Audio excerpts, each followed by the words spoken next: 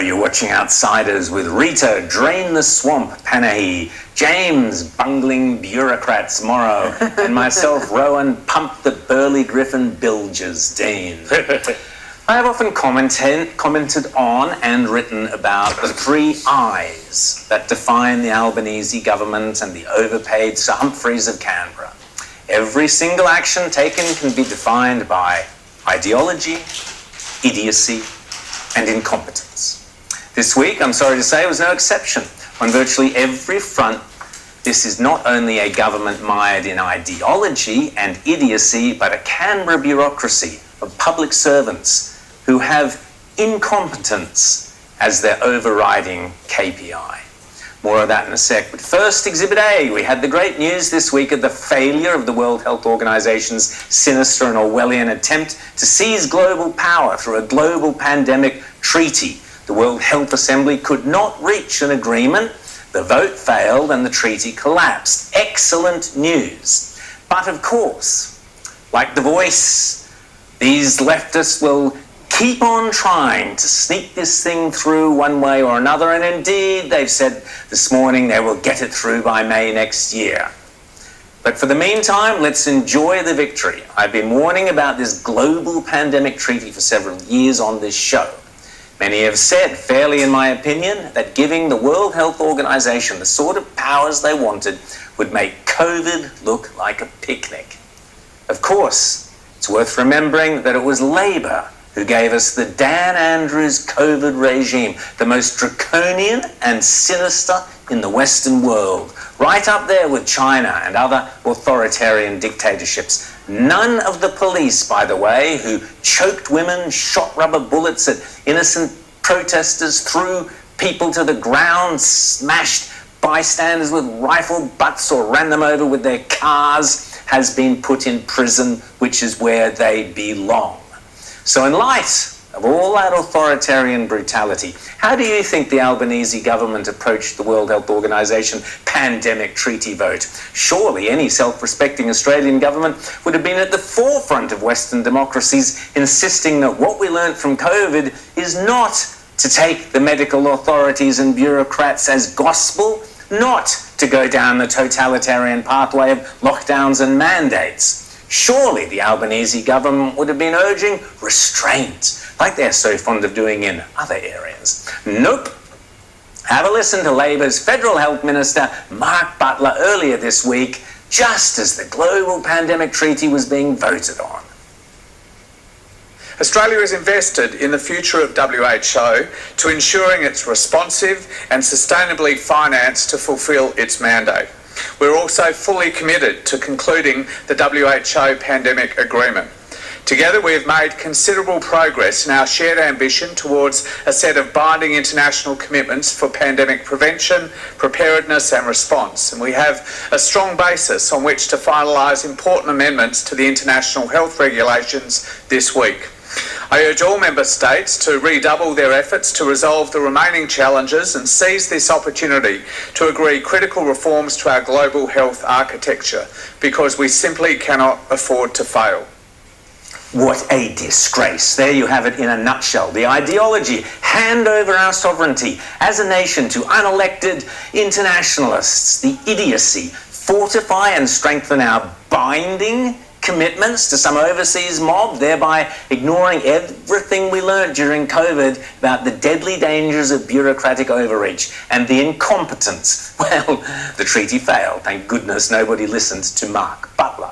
The ideology and idiocy were on display in a particularly amusing and ironical way this week on several domestic fronts. Unashamed about her own role in the disgraceful Victorian government's COVID police brutality, Premier Jacinta Allen literally stunned the world when this week she announced a parliamentary secretary for men's behaviour change. As Terry Barnes wrote brilliantly in the UK Spectator, quote, "This week, Jacinta Allen has put Victoria on the international map with one of the most bizarre pieces of identity politics yet seen from a Western government." He went on, Terry, "Allen is playing gesture politics with an untrue and judgmental generalisation about men in Australian society, with a gimmick that has made her government, and the state of Victoria an international laughingstock, end of quote.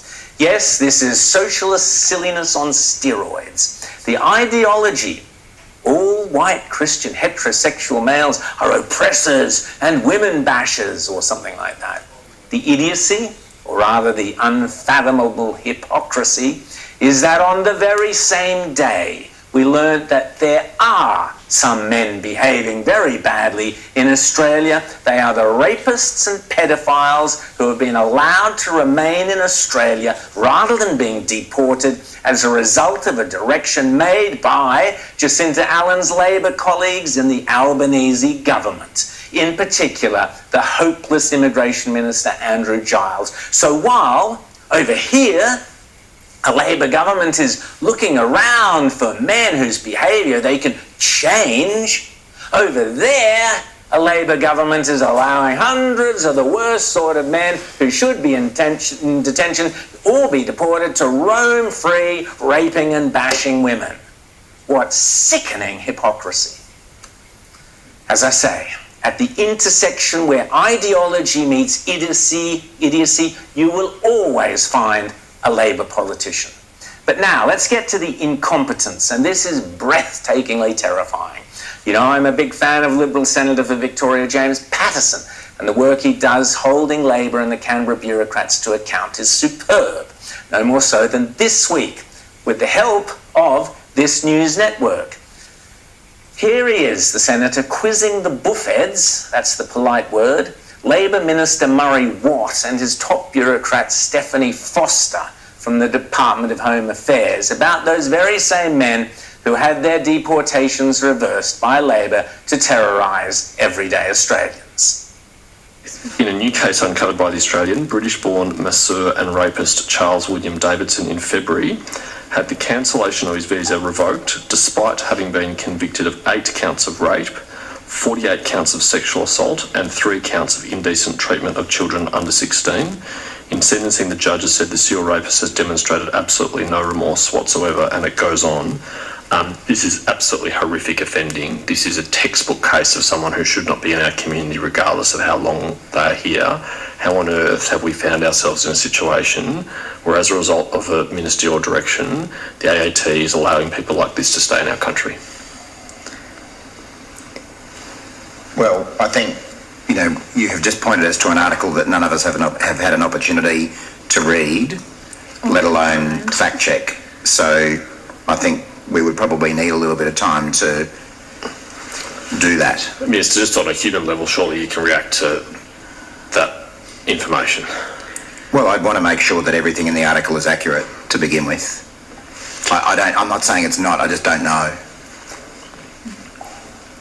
This decision was in February. This is not a long time ago. The department should be across this case. Is the department aware of this case?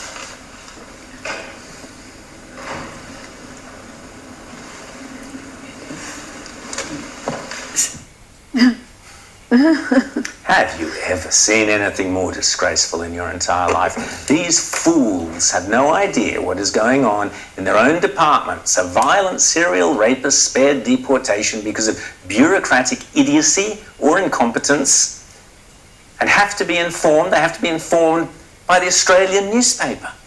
But wait for it. This hapless fool, Murray Watt, then literally admits, listen, that the government has no idea what it is doing and only reacts to events rather than anticipating them. The absolute hallmark, as any CEO or business person knows, of amateur hour incompetence. But we now have circa 30 cases where consistently AAT members are making decisions to overturn the cancellation of a visa and citing this provision of the minister's guidance. You know, one, we could attribute to them and be their fault, but this is systemic. This is happening across the board. How is it not a result of the direction? Well, that is, and that now that the minister is aware of those cases, he is taking action. Now have a listen to Stephanie Foster, the Lady Humphrey at Home Affairs, who received a public service medal in 2008 for outstanding public service, and who is rumoured to have been on an on an annual salary of $928,000, who was, according to the Financial Review, appointed by the Albanese Labor government in November last year, quote, without a competitive selection process.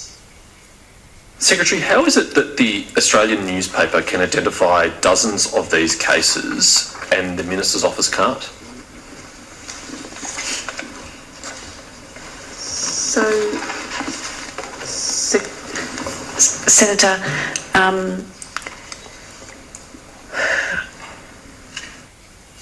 I repeat, a rumoured salary of $928,000 per annum, appointed not by an open merit-based process, and unable to answer why a couple of journos at News Corp are capable of doing a far better job than the armies and armies of bureaucrats in Canberra.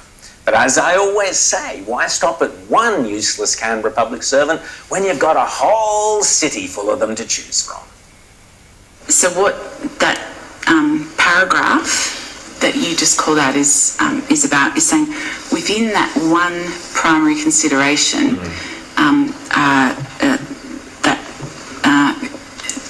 more weight is to be given to time spent in Australia in a person's early or formative years. Regardless of the level of their offending? So, Senator, that says regardless when their offending commenced and the level of that offending. Yes. Yeah. So regardless of their level of offending. Yes, these are the people, those bureaucrats we pay an astronomical amount of money to and who are charged with running this country. You may think they are worth every penny. I respectfully disagree. We all know about this issue now. It's out in the open. It's been there since late last week. The Australian is continuing, as a newspaper organisation, being not informed by you, to find these cases that then get subsequently added to the Minister's list of cases to look at for the department. How is it that you're not finding these cases? How is it that the Minister's office is not finding these cases with all the resources of government? And the Minister's just asked that you add to the list these cases found by the Australian that presumably he wasn't aware of an hour ago, otherwise it would have already been on your list. He's only aware of it because it's gone up on the Australian online, and I just asked Minister Watt about it. And Senator, we're working as fast as we can through all of the relevant cases. Not as fast as two journalists at the Australian, apparently. Bravo, Senator Patterson. Well done, mate. Equally impressive this week was Sarah Henderson, also from Victoria, questioning the utterly useless and incompetent Australian Human Rights Commission and their president, Rosalind Croucher. She's only on a paltry salary of, a lazy $500,000 per annum, over their complete failure to condemn Hamas, complete failure to condemn the Sydney Opera House vile Gas the Jews, Where's the Jews riots, and complete failure to stem the horrific upsurge in anti-Semitism. Some highlights and a quick lesson in obfuscation and evasiveness, to put it politely. Just to clarify my question, have you put out a statement condemning the conduct of Hamas, or a statement that mentions Hamas? We need to check the text. Yeah, we need. Yes, I'm hesitating only because I would not like to give an inaccurate answer. Well, I've reviewed your media releases, and there's no mention of Hamas. And I look at your media release of the 13th of October 2023, and again, there's no mention of the Hamas terrorist attack. That's very concerning, I would put to you, President. The Commission's approach has been to acknowledge the crisis that has arisen, to speak about the mandate that we have within Australia, which is to focus upon the impacts of that crisis on our people here, the rise in anti-Semitism, the rise in anti-Palestinian and anti-Arab attacks, Islamophobia. So Hamas is a listed terrorist organisation in Australia. A review of your website shows there's no mention of the word Hamas. Do you not acknowledge the horrific impact that the Hamas terrorist attack has had on Australians? All of our focus has been on that horrific attack, indeed. So there was no mention of the Hamas terrorists, though. Is there any reason why that's the case? We have referred to the attacks in October, and we've referred to the hostages issue. If you want that particular word, the word Hamas may not have been used, but the context of all of our statements clearly draws attention to the impact of the attacks of 7th of October and all of the impact on people in Australia who have inherited trauma that they carry. Because on a review of your media releases, you haven't put out a media release responding to the wave of anti-Semitic attacks across Australia. And I would also ask you about, did you put out a release condemning the protests by pro-Hamas individuals at the Opera House? All of our material, Senator, refers to the impact on all of the community. Could I just ask you to address that question, please, President? The communities were mentioned in the 13th October and 29th. Yeah, the communities affected were mentioned in our releases on the 13th of October and the 29th of January. We may not have referred to the specific incidents that you are calling out. However, the entire tenor of the suite of media releases and other engagement, both public and with communities, is focused on addressing the very real impacts on the communities affected in Australia.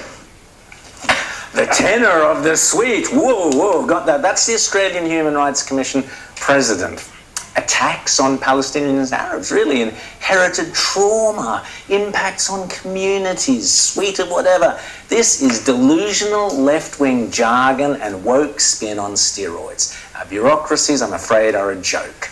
We'd be better off keeping our tax dollars and put that lot out to pasture. Seriously, this country is being run by fools and worse leftist ideologues. The ideology, the idiocy, and the incompetence. Labor's three eyes. The sooner we get a change of government, the better for all of us. But when something terrible happens, you can remember that you were told about what the threat may be.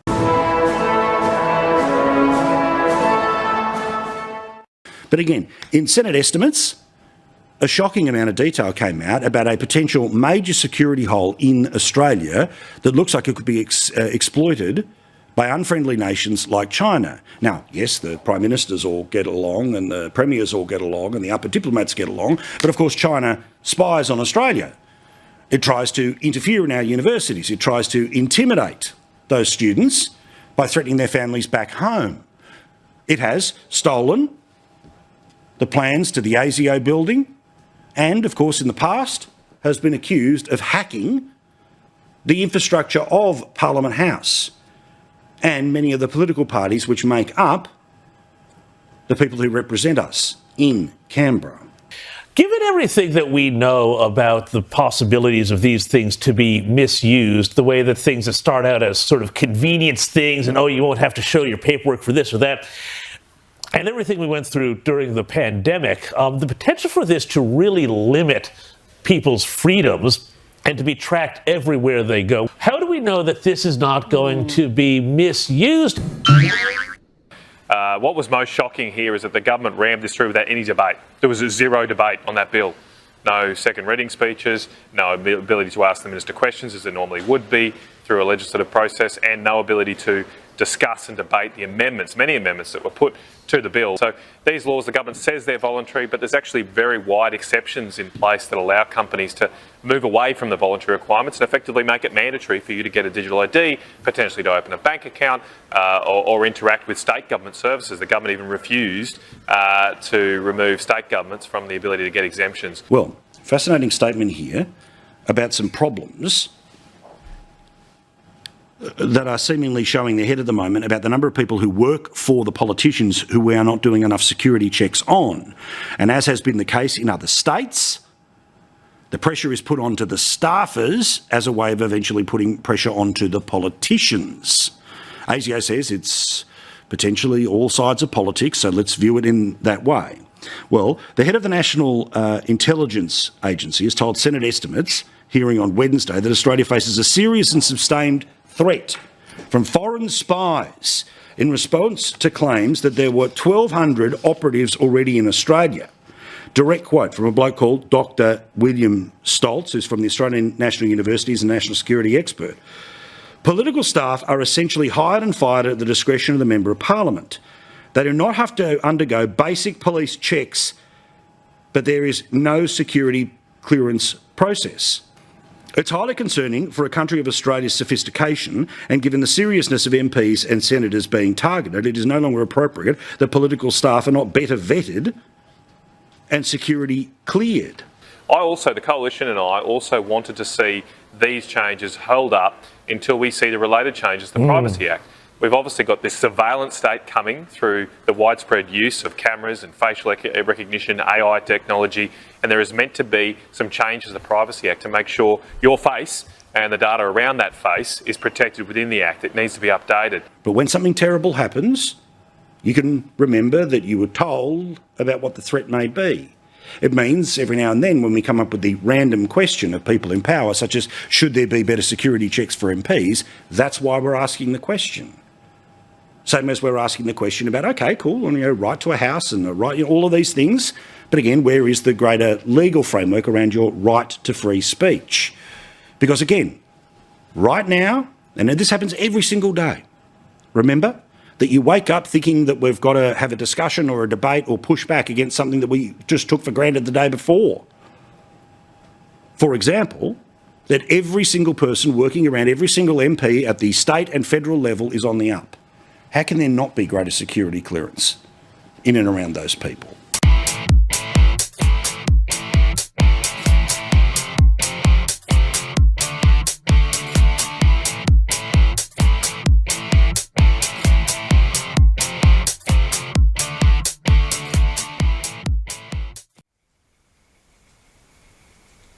Flagship Projects is facing an uphill battle from within Jacinta Allen's own cabinet.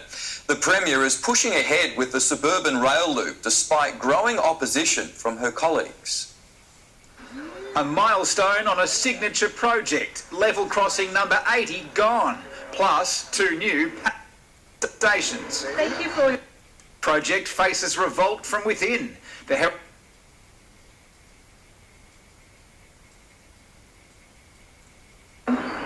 No, I know from conversations with my colleagues that we are all share that singular focus of getting on and delivering the projects that the Victorian community voted for.